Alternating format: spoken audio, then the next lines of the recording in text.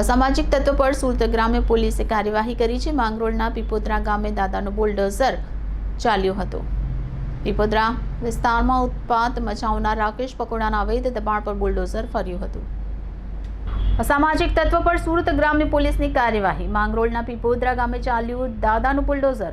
પીપોદરા વિસ્તારમાં ઉત્પાત મચાવનાર રાકેશ પકોડાના અવૈધ દબાણ પર બુલડોઝર ફર્યું। પીપોદરા પ્રકાશ સિનેમા ગલી વિસ્તાર નહેર પર કર્યું હતું દબાણ। પદ્મનાથ મલેક ઉર્ફે રાકેશ પકોડાએ 20 ફેબ્રુઆરીએ મચાવી હતી બબાલ। મારક હથિયારો વડે લોકો પર જીવલાણ હુમલો કરવામાં આવ્યો હતો। પોતાના સાગરીતો સાથે પેટ્રોલ બોમ્બ બનાવી ઘરો દુકાનોમાં આગ લગાવી હતી। મહિલાઓ યુવાનોને ઘરમાં ઘૂસી માર માર્યા હતા। પોલીસે રાકેશ પકોડા સહિતના સાગરીતોની કરી હતી ધરપકડ। Reporter Sajid Malik, city gold news, सूरत।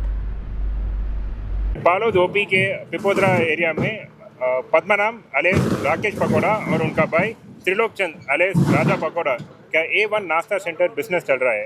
और ये A1 नाश्ता सेंटर कैनाल के प्रेमिसेस में नहर केता में इलीगली कंस्ट्रक्ट करके बिजनेस चल रहे थे।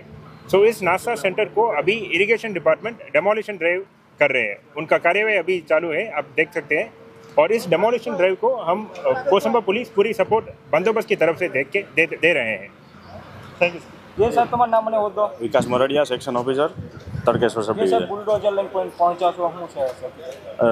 રાકેશ પકોડા કરીને કોઈ બુટલેગર હતો કે જેણે અહીંયા થોડા દિવસ પહેલાં કોઈ કૃત્ય કરેલું, જેના લીધે આજે એમની જે ટેમ્પરરી જે કેનાલ પર લારી ગલ્લા મૂકેલા હતા એને આજે પોલીસ કાફલા સાથે દૂર કરવામાં આવ્યા છે। સર કેટલા મીટરના અંતરમાં દબાણ હતું?